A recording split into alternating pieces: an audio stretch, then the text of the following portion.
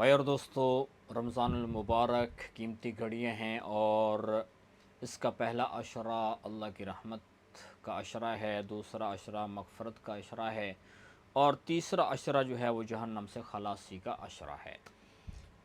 तो पहला जो अशरा अभी चल रहा है, अल्लाह ताला ने हमें नसीब फरमाया है, तो इसके ऊपर अल्लाह का शुक्र अदा करना चाहिए।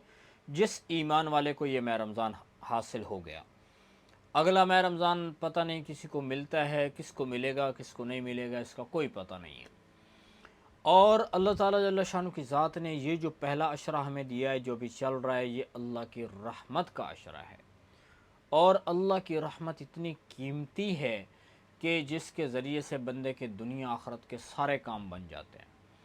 जैसे फरमाया कि जो नबी पाक सल्लल्लाहु अलैहि वसल्लम ने फरमाया कि आखरत में जो जन्नत में जाएगा ईमान वाला, वो अल्लाह की रहमत से जाएगा, अपने अमाल की वजह से नहीं। सहाबा ने अर्ज़ की, या रसूलल्लाह क्या आप भी? तो आप सल्लल्लाहु अलैहि वसल्लम ने फरमाया, हाँ मैं भी, यहाँ तक कि मुझे अल्लाह की रहमत ढांप लेगी तो फिर मैं जन्नत में जाऊँगा। यानी जन्नत में जाने का ज़रिया भी अल्लाह की रहमत है। तो इन दिनों के अंदर अल्लाह की रहमत को हासिल करने की कोशिश की जाए और अल्लाह की रहमत के दूर होने के जो असबाब हैं उनको तर्क किया जाए, उनको छोड़ा जाए।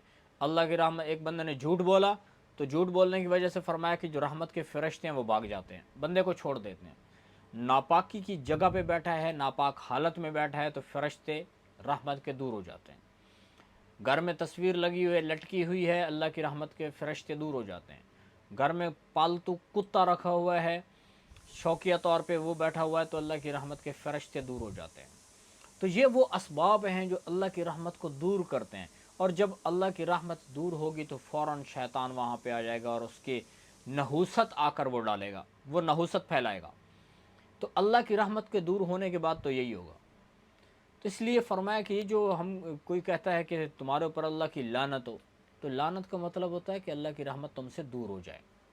तो जिसकी वजह से फिर बंदे के ऊपर जब शैतान की तरफ से नहूसत पड़ती है तो फिर बंदा परेशानियों का शिकार हो जाता है और इसका ईमान भी कमज़ोर होता है, इसके आमाल में भी कमज़ोरी आती है और आखिरत में भी इसका नुकसान होता है, बहुत सारे गुनाहों का ये बंदा शिकार हो जाता है।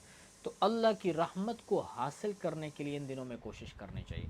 मन अमिल सालिहन मिन ज़करिन औ उनसा वहुव मुमिनुन फलनुहयियन्नहु हयातन तय्यिबा।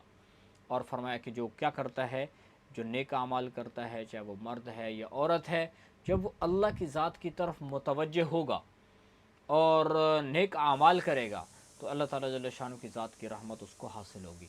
और जिसको अल्लाह की रहमत हासिल हो गई, उसकी दुनिया और आखिरत के सारे काम बन गए। तो इसलिए मेरे भाई और दोस्तों, इन दिनों के अंदर अल्लाह की ज़ात का शुक्र अदा करना चाहिए। अल्लाह ताला ने हमें मौका दिया है, तो अल्लाह की रहमत को हासिल करने की कोशिश करें। अल्लाह की रहमत कैसे हासिल होगी? सहरी का वक्त है तो अल्लाह के नबी ने फरमाया कि जो सहरी कर रहा होता है, अल्लाह की रहमत उसके ऊपर उतर रही होती है। जो अल्लाह के नबी पर एक मरतबा दुरूद पड़ता है, अल्लाह की रहमत उसके ऊपर 10 मरतबा अल्लाह की रहमत उसके ऊपर उतरती है। तो यानी वो असबाब इख्तियार करने चाहिए कि जिनके ज़रिए से अल्लाह की रहमत उतर रही हो।